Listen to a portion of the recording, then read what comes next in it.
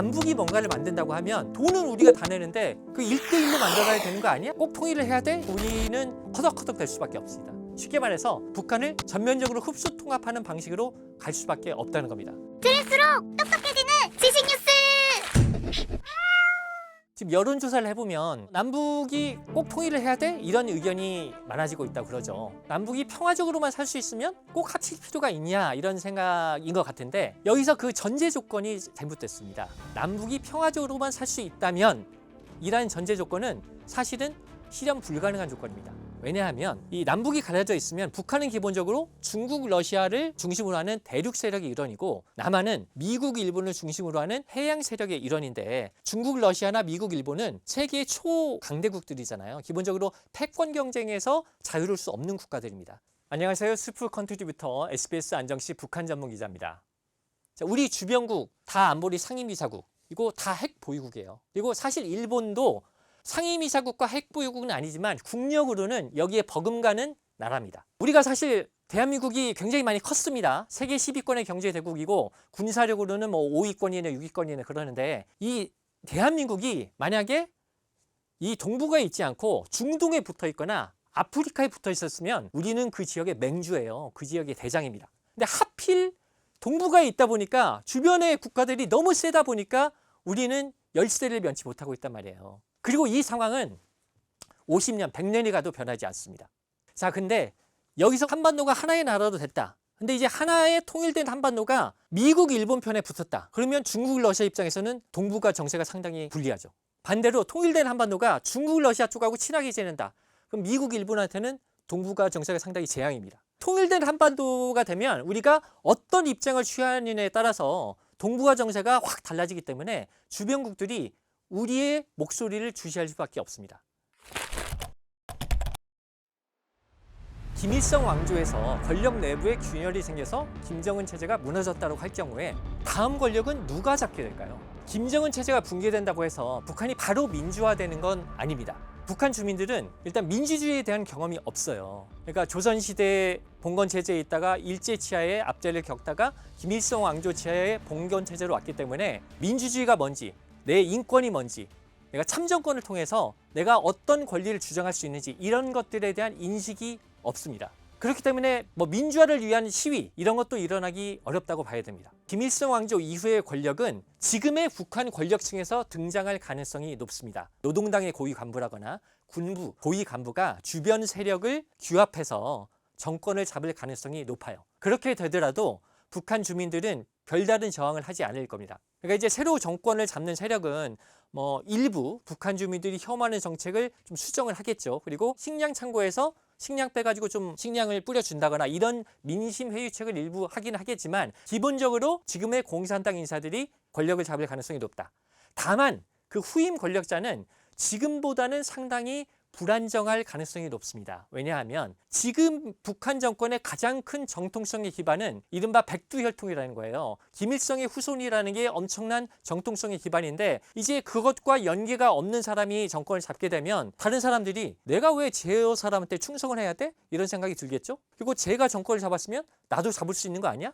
이런 생각도 들 것이고 그래서 누군가가 권력을 잡으면 다시 그 권력자를 거꾸러뜨리고 권력을 잡기 위한 권력 투쟁이 초반에는 상당히 좀 혼란스럽게 벌어질 가능성이 있습니다. 그러다가 좀 시간이 지나고 나면 어느 정도 안정적으로 권력을 행사하는 사람이 생기겠죠. 근데 이제 그 안정적으로 권력을 행사하는 사람은 일정 정도는 개혁 개방을 선택할 수밖에 없을 겁니다. 왜냐하면 이른바 백두혈통의 정통성을 가지지 못한 사람인데 정권을 유지하려면 어쨌든 민심을 다독이고 북한 주민들이 어느 정도는 지지를 해야 될 거 아닙니까? 그러면 북한 주민들의 먹고 사는 문제를 해결해 줘야 되거든요. 그러려면은 어쨌든 외부에 개방해서 남한으로부터도 식량도 받고 유엔의 뭐 원조도 받고 이렇게 해야 북한 주민들이 어느 정도 수긍을 할 테니까 안정적으로 권력을 유지하려는 사람은 일정 부분 대외 개방을 할 수밖에 없게 되리라고 봅니다. 만약에 북한의 다음 권력자가 개혁 개방을 추진한다면 그러면 남북의 통일은 조금 더 가까워지고 빨라질 수 있는 건가요? 워낙 여러 가지 많은 변수들이 존재하겠습니다만 통일의 길은 열린다고 볼 수가 있겠죠. 통일이 되더라도 하루아침에 되진 않을 거 아닙니까? 많은 시간과 단계를 거쳐야 될 텐데 미리 어떤 방식이 적절할지에 대해서 생각을 안 해놓으면 대한민국 전체가 굉장히 헤맬 가능성이 높아요. 우리 정부의 공식적인 통일 방안은 한민족 공동체 통일 방안입니다. 노태우 정부가 1989년에 발표를 했는데요. 이른바 3단계 통일 방안, 남북 대화, 남북연합, 통일국가라는 3단계 통일 방안을 제시를 했습니다. 그 이후에 김영삼 정부가 남북 대화 단계를 화해 협력으로 조금 구체화시킨 통일 방안을 발표를 했는데 기본적으로는 동일합니다. 그래서 기본적으로는 노태우 정부의 한민족 공동체 통일 방안에 기반을 두고 있는데 여기서 특징적인 건 남북연합이라는 단계를 설정을 했다는 겁니다. 과도적인 통일체제로 지내다가 남북의 결합도가 높아지면 통일국가로 가자라는 거죠. 근데 이제 남북연합이라는 게 국제정치적으로 일반화되어 있는 국가연합이라는 개념에서 따온 걸로 보이긴 하는데요. 이 둘 사이에도 좀 차별성이 존재합니다. 일반적으로 국가연합과 비교되는 통합론의 어떤 방식은 연방제입니다. 이 두 가지 쉽게 설명을 드리면 국가연합은 유럽연합 생각하시면 돼요. 연방제 대표적인 국가 미국입니다. 즉 유럽연합은 유럽 가보시면 알겠지만 유로화라는 동일한 화폐를 쓰고 국가 간에 왔다 갔다 하는데 전혀 지장이 없죠. 그러니까 상당 부분 결합도가 높아진 형태라는 얘기죠. 하지만 각국이 외교와 국방 권한을 독자적으로 행사합니다. 프랑스, 독일 다 외교, 국방 독자적으로 행사하죠. 그리고 여전히 다른 나라이기 때문에 외교 사절을 파견합니다. 각국의 대사관이 있고 대사를 파견을 하죠. 근데 미국은 어떻습니까? 각 주의 권한들이 상당히 자율적이지만 외교와 국방 권한 연방정부가 행사를 하죠. 그리고 주들 사이에 대사를 파견하진 않아요. 그런 식의 이제 차이가 있는 건데, 자, 국가연합은 연방제 통일국가로 발전하느냐? 라는 명제에 있어서 일부 그런 사례가 있습니다. 미국과 독일이 국가연합에서 연방국가로 발전을 했어요. 그러니까 국가연합이라는 게 그 개별 구성국들의 결합도를 높여가는 방식이니까 아예 한 국가로 가자 이렇게 발전할 수 있는 거죠.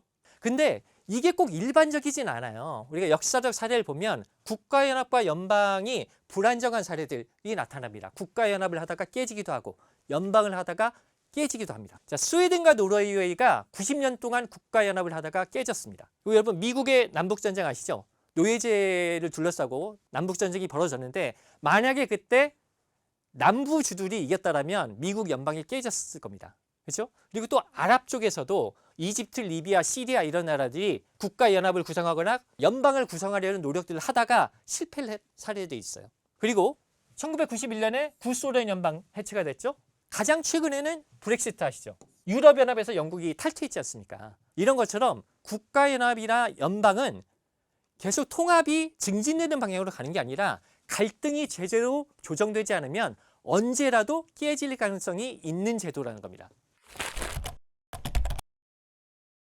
자, 그러면 남북 국가연합은 잘 작동될 수 있을지 한번 살펴보겠습니다. 그래서 남북 국가연합이라는 용어를 쓴 이유는 남북연합이라는 것은 실제로 존재하는 제도가 아니라고 그랬죠. 근데 이제 국가연합이라는 제도에서 따온 걸로 보이기 때문에 남북 국가연합이라는 개념으로 좀 살펴보도록 하겠습니다. 자, 이걸 살펴보기 위해서는 국가연합의 대표적인 사례인 유럽연합 사례를 잠깐만 보고 지나가겠습니다. 유럽연합은 지금 27개국이 모여있는 연합체입니다. 근데 표준적인 의사결정 방식이 가중다수결제라는 거예요. 이 가중다수결제에 의한 통과 방식은 뭐냐면 27개국 가운데 55%, 즉 15개국 이상이 지지를 해야 되고 회원국 전체 인구수의 65% 이상 되는 국가가 지지를 해야 안건이 통과가 됩니다. 그럼 어쨌든 생각은 보통 의사결정은 과반으로 하는 거잖아요. 왜 유럽연합이 전체 인구 65% 이상의 지지를 요구를 했겠느냐? 이 얘기는 뭐냐면 조그만 나라들, 소국들이 연대해서 15개국 이상이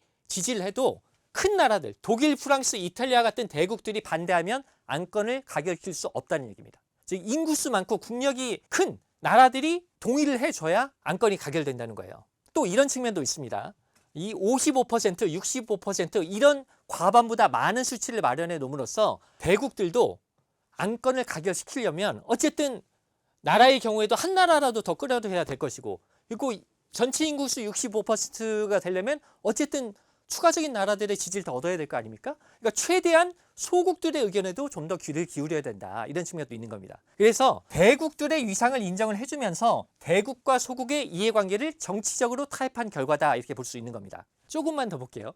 근데 2017년 4월 이전의 가중다수결제는 이것과는 또 달랐어요. 그때는 아예 각국별 투표 건수가 아예 달랐는데 당시 전체 표수가 345표였는데 독일, 프랑스, 영국, 이탈리아 이 큰 나라들한테는 29표를 줬고 스페인, 폴란드 27표, 에스토니아 이런 데는 4표, 몰타는 3표밖에 주지 않았어요. 그래서 가결 조건은 뭐였느냐? 255표 이상을 얻어야 되고 이때는 나라 수로는 과반이 14개국 찬성, 전체 인구의 62% 이상이 찬성해야 안건이 가결됐는데 이 뭐 복잡한 얘기를 다 알고 계시다는 건 아니고 여기서 제가 얘기하는 건 이런 겁니다. 유럽연합이 국가 간의 결합도를 높여서 궁극적으로는 잘 되면 한 나라로 가자는 걸 지향하고 있지만 각 나라의 영향력의 차이를 그대로 의결권에 반영을 했다는 겁니다. 이렇게 할 수밖에 없었던 이유. 자, 독일과 몰타를 한번 볼게요. 2023년 기준으로 독일 인구가 몰타 인구의 155배입니다. 2022년 기준으로 독일 GDP가 몰타 GDP의 무려 229배입니다. 그런데 독일과 몰타가 똑같이 27분의 1의 의결권을 나눠 갖고 있을 경우에 독일 국민들이 이런 국가연합을 하려고 하겠습니까? 안 하겠죠. 그렇기 때문에 이 국가연합이라는 건 궁극적으로 결합도를 높여서 한 국가를 지향하기는 하지만 국가별 영향력을 인정하는 것이 유럽연합이 유지되는 중요한 토대라는 겁니다. 즉 국가의 영향력을 현실로 받아들인 거죠. 자, 그러면 이제 남북 국가연합으로 와보겠습니다. 남북의 경제력 차이 2022년 기준으로 남한 인구가 북한 인구의 2배고요. 남한 GDP가 북한 GDP의 59배나 됩니다. 자, 이렇게 경제적인 차이가 있다면 앞서 유럽연합의 경우처럼 남북 국가연합은 남한한테 보다 큰 영향력, 의결권이 가야 되겠죠. 하지만 그런 식의 남북 국가연합은 결성될 수가 없어요. 그런 식의 국가연합이라면 북한이 참여를 안 하겠죠. 그리고 여기 계신 여러분들도 남북이 뭔가를 만든다고 하면 그 1대1로 만들어야 되는 거 아니야? 아마 그런 식의 생각을 하실 거예요. 만약에 이제 남북이 모여서 뭔가 구체적인 안건에 들어가서 어디에 도로를 깐다, 교육 예산을 투입해야 된다고 할 때 그 예산은 누가 되겠습니까? 북한의 경제 상황을 볼 때 거의 100% 남한 주민들이 내는 세금으로 가야 될 겁니다. 근데 그게 안건이 의결이 되려면 50대 50으로 들어가 있으면 51이 돼야 가결이 되는 거잖아요. 그럼 결국 북한이 동의해줘야 안건이 가결되는 거예요. 그러면 처음 시작할 때는 우리가 정말 인내심을 발휘해서 대화와 타협을 어떻게 할 수도 있지만 계속 안건이 나오는데 돈은 남한 주민들이 내는데 안건 가결을 위해서는 북한이 동의하지 않으면 통과가 안 된다. 그럼 남한 주민들이 그거를 받아들이겠냐는 거죠. 분명히 남한 주민들 사이에서 돈은 우리가 다 내는데 왜 혜택은 북한이 보냐. 이런 불만이 제기될 수밖에 없어요. 남북 통합을 촉진시키는 게 아니라 갈등을 조장하는 쪽으로 갈 가능성이 높다는 겁니다. 자, 뿐만 아니라 남북 국가연합이 작동하기 힘든 건 1대1의 결합이라는 것 때문이에요. 유럽연합은 27개국이 모였기 때문에 나라들 사이에 갈등이 발생을 해도 중간에 중재할 수 있는 국가들이 많아요. 근데 1대1로 모여있는 국가연합에서는 1대1로 싸우고 있으면 중재할 데가 없어요. 그리고 또 국가들 사이에 이해관계가 첨예하게 부딪히는 갈등이 생겼다고 할 경우에 나라 수가 많으면 애매한 선의 타협이라는 게 가능합니다. 그러니까 어느 나라한테는 100% 이익, 70% 이익, 뭐 50% 이익, 어느 나라는 10%만 손해보고 이런 식의 배분이 가능하니까 애매하게 타협을 해버리면 뭐 국민들이 보기에도 누가 딱히 이익을 받는지 아닌지 뭐 애매할 수 있는 거죠. 그게 이제 정치적 타협이라는 건데 1대1로 모여있는 상황에서는 타협이라는 게 어렵습니다. 이건 한쪽이 이익을 보면 다른 쪽이 손해라는 게 너무 명확하거든요. 그리고 첨예한 이해관계 사안에서는 양쪽 국민들이 보고 있기 때문에 어느 쪽도 양보하기가 어려워요.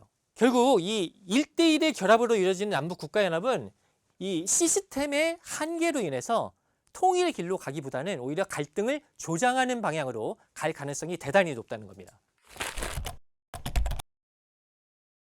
자, 초반에는 결국 국가연합 방향으로 진행될 수밖에 없을 겁니다. 즉 김일성 왕조가 붕괴된 이후에 일부 개혁 개방을 추진하는 정권이 들어서서 뭐 대외 개방을 일부 한다라고 하면 남북의 당국자들이 모여서 뭐 인도 지원을 어떻게 하고 사업을 어떻게 하고 논의를 하게 되면 국가연합 방식으로 발전할 수밖에 없겠죠. 그런데 그게 어느 정도 진행되다 보면 우리한테 선택의 기로가 놓이게 될 겁니다. 즉 북한이 일부 개방을 해서 남한 문화가 들어가고 남한 사과에 대해서 북한 주민들이 잘 알게 되면 남한과 통일하자, 잘 사는 남한과 한 나라가 되자라는 북한 주민들의 목소리가 높아질 수 있어요. 마치 동독 주민들이 서독과의 빠른 통일을 원했던 것처럼. 그런 상황이 되면 빠른 통일을 할 거냐 아니면 국가연합 형태의 점진적 통일을 할 거냐, 이런 선택이 다가올 겁니다. 급작스럽게 북한을 흡수 통일하는 쪽으로 갈 거냐, 아니면 국가연합 방식으로 방향을 잘못 설정한 경우에 그건 점진적인 통일의 길로 가는 게 아니라 우리가 불가피하게 우리는 중앙집권 국가형 통일을 지향할 수밖에 없다. 쉽게 말해서 북한을 전면적으로 흡수 통합하는 방식으로 갈 수밖에 없다는 겁니다. 물론 이렇게 가면 부작용이 생길 가능성이 높죠. 이런 부작용을 우려해서 잘못된 길을 선택하면 통일로 가는 궤도에서 완전히 이탈할 가능성이 있다. 이 통일의 부작용은 일단 통일 정부를 이룬 다음에 통일 정부가 국내 정치, 국내 행정의 차원에서 풀어야 됩니다. 통일 정부가 풀어야 할 그런 문제라고는 하지만 그렇게 갑자기 남북이 통일이 되면 좀 부작용이 만만치 않을 것 같은데. 그렇죠. 어쨌든 뭐 이렇게 경제적 차이가 현격한데 갑자기 통일이 되면 서울뿐만 아니라 전국에 북한 노숙자가 덮이는 상황, 이런 거 충분히 생각해 볼 수 있습니다. 뭐 재앙 같은 상황이겠죠. 그렇기 때문에 갑자기 통일이 되더라도 대책이 있어야 됩니다. 그럼 어떻게 부작용을 막을 거냐? 일단 통일 정부가 이루어지고 난 뒤에도 남북한을 한시적으로 분리할 필요가 있어 보입니다. 그러니까 통일이 됐는데 어떻게 남북한을 분리하지 생각할 수 있는데, 이해를 쉽게 하기 위해서 개념의 틀을 하나 제시하면 중국, 홍콩과의 관계를 보시면 돼요. 홍콩이 중국에 편입이 돼서 한 국가가 됐지만 여전히 자유왕래가 제한되고 있습니다. 그러니까 중국 사람들이 홍콩에 가려면 별도의 허가가 있어야 갈 수 있어요. 이게 물리적으로 가능하겠느냐 생각할 수 있지만 우리는 가능합니다. 왜냐? 지금 남북이 휴전선으로 가로막혀 있잖아요. 철조망과 지뢰가 깔려 있습니다. 거기에 이제 경의선, 동해선 두 개의 통로를 뚫었는데 그마저도 지금 북한이 지뢰를 깔고 있거든요. 이 독일의 경우에는 그게 안 됐던 이유가, 독일은 유럽 지도를 보시면 여러 나라에 둘러싸여 있잖아요. 그러니까 서독이 동독과의 통로를 막아도 다른 나라를 통해서 들어오는 게 가능하기 때문에 물리적인 분리가 불가능했어요. 근데 한반도는 어쨌든 지금 휴전선이라는 것 때문에 물리적인 분리가 가능하다. 그래서 이 과도기적인 분리 기간을 거친 뒤에 정부의 결정에 따라서 완전 통합으로 가는 방안을 생각해 볼 수 있을 겁니다. 북한이 이제 경제력이 좀 올라와야 된다고 말씀을 하셨는데, 그러면 그거를 남한이 지원을 해줘야 되는 거 아닌가? 통일을 하기 위해서 발생하는 경제적인 비용은 대략 한 어느 정도 잡고 계시는 게 있나요? 그 통일 비용 부분은 지금 수치로 얘기하기에는 너무 이렇게 미지의 부분이고요. 지금 말씀하신 대로 통일 비용 부분이 굉장히 중요하죠. 저도 이제 그 부분을 많이 고민을 하고 있는데, 독일의 경우에는 통일 비용이 굉장히 많이 들었던 이유 중에 하나가 사회보장 비용이 많이 들었어요. 그래서 나중에 독일 쪽에서 통계를 낸 거 보면 사회보장 비용이 거의 반 이상입니다. 엄청 가장 많은 포지션을 차지했어요. 근데 우리가 그런 식으로 가면 우리는 정말 허덕허덕 될 수밖에 없습니다. 그 부분은 이를테면 남북이 통합되게 되면 북한 지역에 도로 깔고 철도 깔고 일단 SOC 해야 될 부분이 굉장히 많잖아요. 그런 부분들에 북한 주민들을 취업시켜서 거기서 일해서 자기 밥벌이를 할 수 있게. 그러니까 못 사는 나라에게 할 수 있는 가장 큰 복지는요, 사회보장 제도가 아니라 일자리를 주는 겁니다. 그러니까 직장을 주기 위해서 벌어먹고 살 수 있게 하는 게 가장 큰 복지예요. 근데 북한 지역은 일단은 그런 일자리를 주는 복지로 가야 되고, 그리고 남북한이 한시적인 동안에는 남한의 복지 제도를 북한에 그대로 적용하지 않는다는 결정도 필요합니다. 즉 우리한테 주어진 뭐 기초연금이든 국민연금이든 이런 거를 북한에 똑같이 적용하기로 하면 우리는 사회복지 비용 때문에 다른 거 할 수도 없어요. 물론 완전히 똑같아진 수준에서 통합은 안 되겠지만 어느 정도 격차가 있는데 이 정도면 통합해도 큰 문제가 없겠다 하는 수준에서 완전 통합이 이루어질 수 있을 거라고 봅니다. 통일 부작용을 줄인다고는 하지만 그래도 저희 삶에 큰 변화가 있을 것 같은데 통일을 꼭 해야 하나요? 저는 통일이라는 걸 이렇게 생각합니다. 뭐 민족의 재결합, 뭐 경제적 도약 이런 차원을 떠나서 우리가 통일이 돼서 우리의 목소리를 단연하게 낼 수 있을 때 주변국들이 우리의 목소리를 주시할 수밖에 없어요. 근데 지금 분단된 상태에서는 우리 계속 의뢰 위치일 수밖에 없거든요. 우리 후손들도 그렇고요. 그러니까 통일을 통해서 우리가 우리 목소리를 제대로 낼 수 있는 조건, 우리가 독립변수로 살 수 있는 조건이 바로 통일이다 라는 겁니다. 그래서 앞으로 통일의 기회가 왔을 때 우리가 그걸 놓치지 말아야 되고요. 통일의 시기가 왔을 때 그거를 결정하는 건 저는 가장 중요한 건 우리 국민들의 의지라고 봅니다. 통일할 의지가 있느냐 이 부분이라고 보고요. 그래서 오늘 교양일을 부탁해는 과연 우리는 준비되어 있는가 라는 화두를 여러분에게 던지면서 마치도록 하겠습니다. 감사합니다. 우리 집 양이는 밤마다 뛰어다녀요. 도대체 왜 이러는 걸까요? 추워. 예방주사 어디 가서 할까요? 당신의 궁금증, 지식비서 스프에서 해결하세요.